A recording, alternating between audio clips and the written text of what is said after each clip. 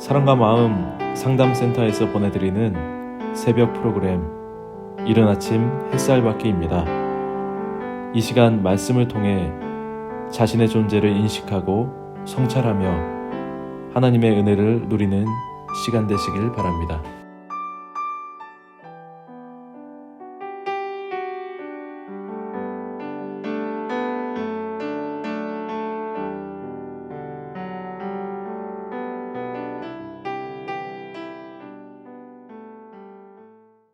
이른 아침 햇살 받기 시간입니다. 엘리야 선지자는 선만한 작은 구름 하나의 징조를 가지고 이제 하나님의 저주인 가뭄이 그치고 큰 비가 내려서 도리어 홍수가 생기지 않을까라고 걱정할 정도의 상황에서 아합 보고 먼저 빨리 여기를 떠나라 라고 얘기를 하고 있고요. 그리고 본인은 하나님의 능력에 의해서 마차보다도 더 빨리 달리는 기적을 또 체험합니다.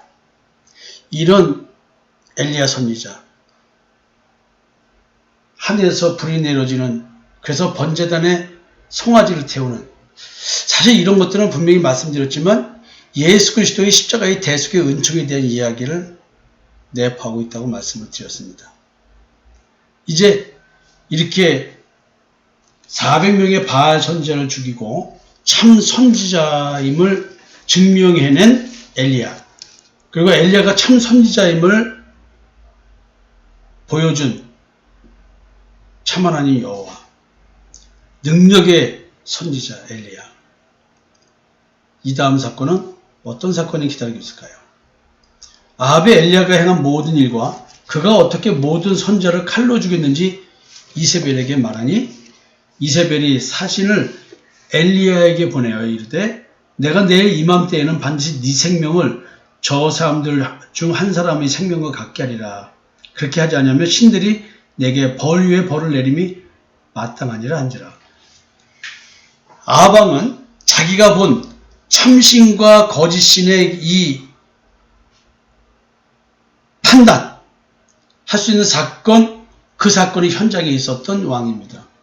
그런데도 아합 왕은 지금 이세벨에게 와서 여보, 당신이 이렇게 주장하는 바알이 참신이 아니야, 여호와가 참신이야, 이런 말을 지금 얘기를 하고 있지 않습니다.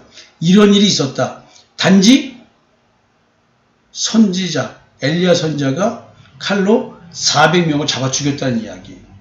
이 400명은 이세벨 왕비의 수하들이죠. 바알 신앙을 전파하는 음녀의 수하들입니다. 그들을 죽였다가 하는 것 속에서 이세벨은 가만히 있을 수가 없는 것이겠죠. 근데 여기서 놀라운 것은 이런 일이 벌어졌는데도 아합 왕은 꿈쩍하지 않고 이세벨 왕비도 꿈쩍하지 않습니다. 참 하나님 역사는 바라보지 않고 바알 선지자를 죽인 엘리야, 여기에 지목합니다. 참으로 희한하죠. 여러분들도 지금 이와 같은 기적을 보았습니다. 저하고 신앙생활 하면서 분명히 엘리야 선지자가 보여준 기적 여러분들에게 다 보여드렸습니다. 돈을 벌게 하거나 병을 고쳐주는 기적은 행사하지 않았지만 여러분들에게 분명히 번제단에 희생의 대속제물로 바쳐지는 송아지를 불태운 그 역사, 여러분들에게 예수 그리스도의 십자가의 대속의 은총의 실체, 그리고 믿음이 무엇인지, 성령의 역사가 불태워지는 것이 무엇인지, 옛사람의 죽음과 육체와 함께 정과 욕심을 못 박아 죽이는 삶의 실체, 이것을 여러분 스스로가 하나님의 생명의 말씀의 빛으로 말미암아 자기 존재가 어떤지 느끼고 깨달으며 자기 성찰이 오늘도 일용할 양식을 먹듯이 믿음으로 나아가게 되는 자기 성찰을 여러분들에게 보여주었습니다. 이게 하늘에서 내리는 불의 기적이었습니다. 근데 여러분, 희한하죠. 여러분들 어쩌면 아합 왕, 이세벨 같은 존재인지 모릅니다. 이렇게 기적을 봤는데도 불구하고 도리어 엘리야 선지자를 죽이려고 합니다.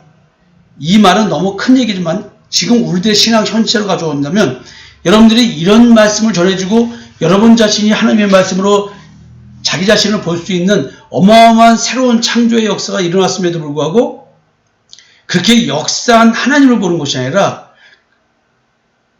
부족한 사랑호서의 담임 목사를 봄으로써 하나님의 역사는 가려지고 도리어 여러분들 마음속에 있는 여러분들을 지배하는 악한 영은, 미혹의 영은 도리어 연약한 인간이 성상모를 주목하게 만들어서 성상모의 말, 성목사의 말, 담임 목사의 그 생명의 말씀을 거부하고 부인하게 하는 이런 역사가 일어납니다. 이거를 겉에 드러난 죽임이라고 생각하지 말고 죽이로 드러나는 걸 보지 마시고 내 내면 세계에서 진리를 접한 그 미혹의 영이 거짓이 들춰날 때 어떻게 내 속에서 역사하는지, 나로 하여금 십자가에 죽지 못하도록 엘리야 선자가 보여준 십자가의 대속의 은총을 믿지 못하도록 하는 역사가 있는지를, 그것이 바로 뭐냐면 나의 탐심이었습니다. 400명의 바알 선자처럼 내 마음속에서 온갖 탐심들이 작용을 해서 나로 하여금 내 마음의 눈을 어둡게 해서 육신적으로 감각적으로 신앙생활을 만들고 내 탐심을 위해서 몸부림치는 거짓된 신앙생활을 하게 만든다는 것이죠. 오늘 아합왕과 이세벨의 이야기를 통해서 이런 거를 느꼈으면 좋겠습니다. 그가 이 형편을 보고 일어나 자기의 생명을 위해 도망하여 유다에 속한 부엘세바에 이르러 자기의 사원을 그곳에 머물게 하고 자기 자신은 광야로 들어가 하룻길쯤 가서 한 로뎀나무 아래 앉아서 자기가 죽기를 원하여 이르되 여호와여 넉넉하오니 지금 내 생명을 거두시옵소서. 나는 내 조상들보다 낫지 못하나이다. 자, 지금 엘리야 선지자가 자기를 죽이겠다는 이세벨의 이 이야기 속에서 마치 꽁무니를 빼듯이 도망을 듯한 모습으로 이렇게 성경을 기록하고 있습니다. 이세벨의 단호한 경우에 엘리야 선지자는 하나님의 이적과 능력을 보인 종으로서 도리어 대책에 붙어가지고 죽이려면 죽여라 라고 하기를 우리는 바라지 않을까요? 여기서 영웅적인 모습을 발견해야 되는데 우리는 영웅적인 모습을 발견하는 것이 아니라 도리어 매우 연약하고 그 능력의 종은 진짜 그 죽음 앞에서 초라한 그런 모습으로 바뀌어버리네요. 이게 어찌된 일일까요? 야, 도리어 이세벨의 권세가 미치 못한 남왕국 유다 쪽으로 피신합니다. 그리고 아마 그 사람까지도 너 저기 있어라 라고 놔두고는 자기 혼자서 도리어 죽기를 간구하는, 야, 참 자기 자신은 광야에 들어가 하룻길쯤 가서 한 로뎀나무 아래 앉아서 자기가 죽기를 원하여 이르되 여호와여 넉넉하오니 지금 내 생명을 거두시옵소서. 나는 내 조상들보다 낫지 못하나이다.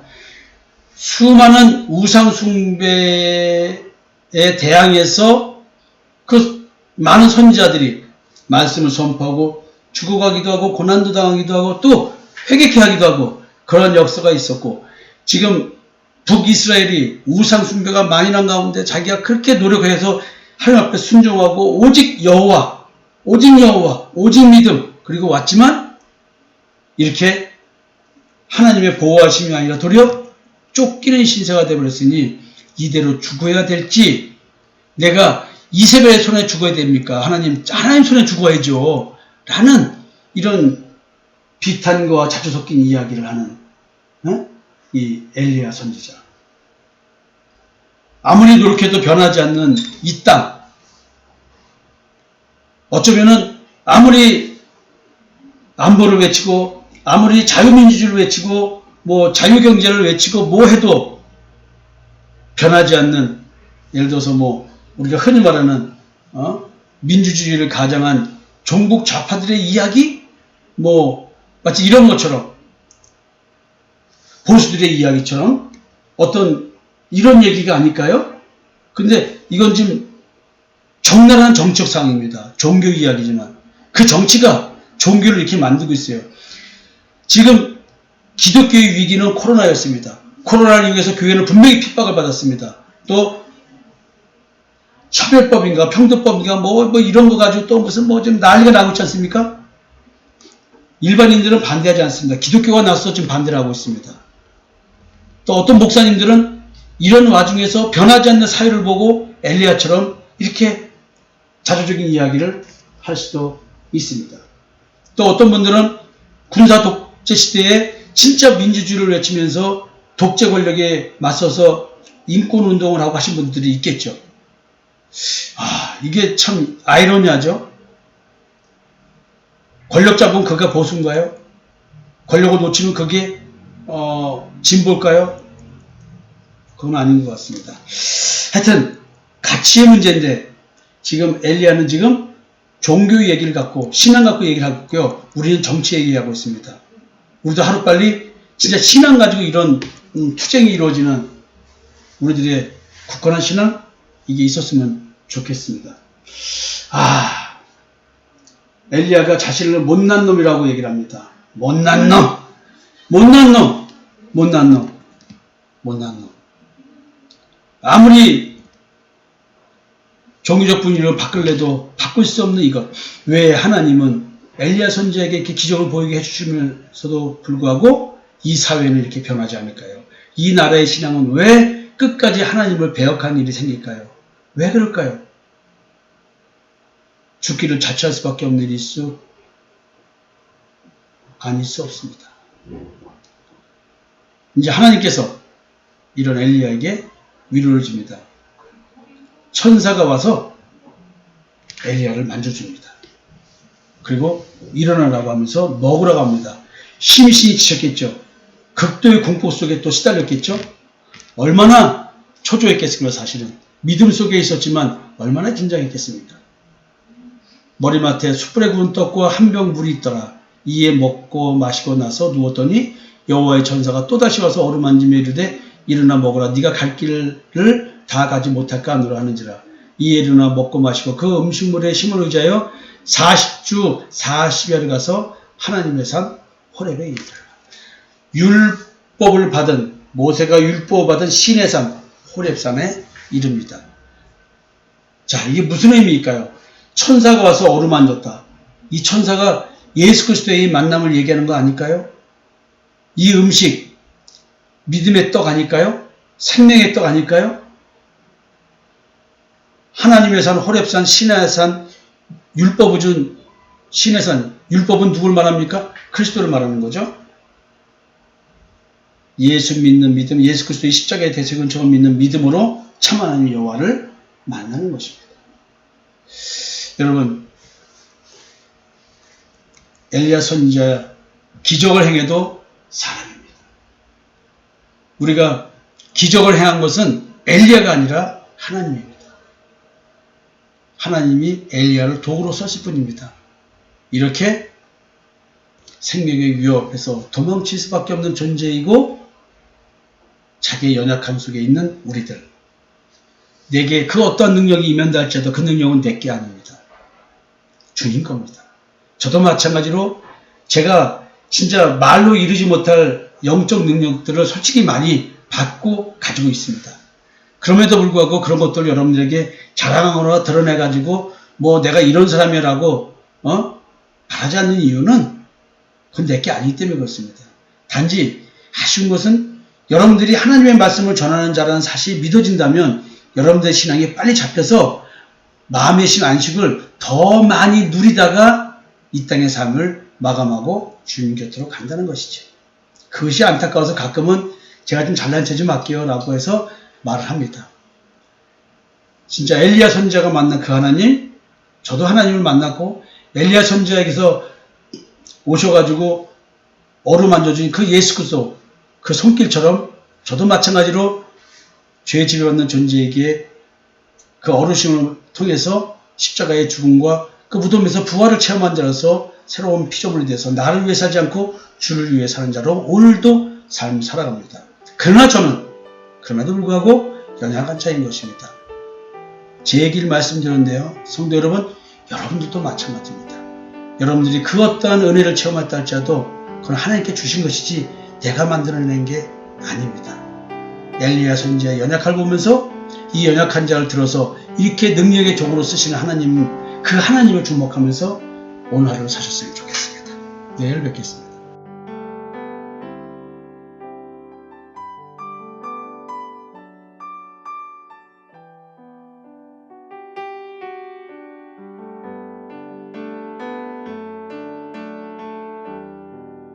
지금까지 사랑과 마음 상담센터에서 보내드린 새벽 프로그램 이른 아침 햇살받기였습니다.